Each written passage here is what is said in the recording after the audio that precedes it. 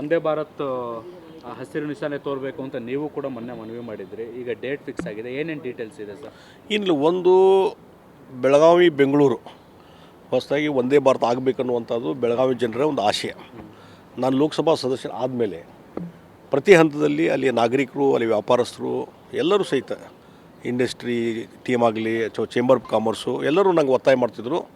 ಒಂದು ಪುಣಾದಿಂದ ಬೆಳಗಾವಿ ವಂದೇ ಭಾರತ ಮತ್ತು ಬೆಂಗಳೂರಿಂದ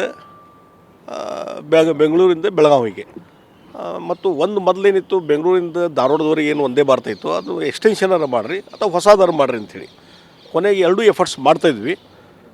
ಒಂದಿಲ್ಲೊಂದು ಅಬ್ಸ್ಟ್ಯಾಕಲ್ ಬರ್ತಾಯಿದ್ವು. ಕೊನೆಗೆ ಅದನ್ನ ಎಕ್ಸ್ಟೆನ್ಷನ್ ಇದ್ದದ್ದು ಒಂದೇ ಭಾರತ ಹೊಸ ಟ್ರೈನ್ ಕೊಡ್ತೀನಿ ಅನ್ನುವಂಥದ್ದು ಅನೌನ್ಸ್ ಮಾಡಿದರು ರೈಲ್ವೆ ಮಿನಿಸ್ಟ್ರು. ಅದಕ್ಕೂ ಖುಷಿ ಆಯಿತು, ಒಳ್ಳೆಯದಂತ ಸ್ವಾಗತ ಮಾಡಿದ್ವಿ. ಈಗ 3-4 ತಿಂಗಳಿಂದ ಅದು ಪ್ರಯತ್ನ ನಡೀತಿತ್ತು. ಅಲ್ಲಿಂದ ಇಲ್ಲಿವರೆಗೆ ಅದಕ್ಕೆ ಚಾಲನೆ ಸಿಕ್ಕಿರಲಿಲ್ಲ. ಯಾವಾಗ ಚಾಲನೆ ಆಗ್ತದೆ ಅಂತ ಹೇಳಿ ಮೊದಲೇ ಕೋಚು ರೆಡಿಯಾಗಿಲ್ಲ ಅಂತಂದರು. ಈಗ ಕೋಚು ರೆಡಿ ಆಯಿತು. ಈಗ ಪ್ರಧಾನಮಂತ್ರಿ ಚಾಲನೆ ಕೊಡಬೇಕು ಅನ್ನುವಂಥದ್ದು ಆಸೆ ಇದ್ದಾಗ ಇದು ಕಳೆದ 1.5 ತಿಂಗಳಿಂದ ಆಗ್ತಾಯಿತ್ತು. ಕೊನೆಗೆ ನಾನು ನಿನ್ನೆ ಸನ್ಮಾನ್ಯ ಪ್ರಧಾನಮಂತ್ರಿ ನರೇಂದ್ರ ಮೋದಿಜಿಯವ್ರನ್ನ ನಿನ್ನೆ ಮಧ್ಯಾಹ್ನ ಭೇಟಿಯಾಗಿ ಈ ವಂದೇ ಭಾರತ ಆಗೋದ್ರಿಂದ ಭಾಳ ಜನರಿಗೆ ಅನುಕೂಲ ಆಗಿದೆ. ಇದನ್ನ ಎಲ್ಲರೂ ಪಾಪ್ಯುಲರ್ ಒಂದು ಪ್ರೊಜೆಕ್ಟ್ ಅಂತಾರೆ.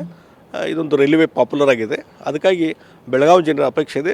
ಈಗಾಗಲೇ ನೀವು ನಿಮ್ಮ ಡೈರೆಕ್ಷನ್ ಮೇಲೆ ಅದಕ್ಕೆ ಹೊಸ ಟ್ರೈನು ಕೊಟ್ಟಿದ್ದೀರಿ, ಆದರೆ ಅದಕ್ಕೆ ಇನ್ನೂ ಚಾಲನೆ ಸಿಕ್ಕಿಲ್ಲ. ಅದಕ್ಕೆ ಅದು ನಿಮ್ಮ ಕಡೆಯಿಂದ ಚಾಲನೆ ಸಿಗಬೇಕಂತ ಎಲ್ಲರ ಆಸೆ ಇದೆ. ಆದಷ್ಟು ಬೇಗ ಅದಕ್ಕೆ ನೀವು ಚಾಲನೆ ಕೊಡ್ರಿ ಅಂತ ನಾನು ರಿಕ್ವೆಸ್ಟ್ ಮಾಡಿದ್ದೀನಿ ನಿನ್ನೆ.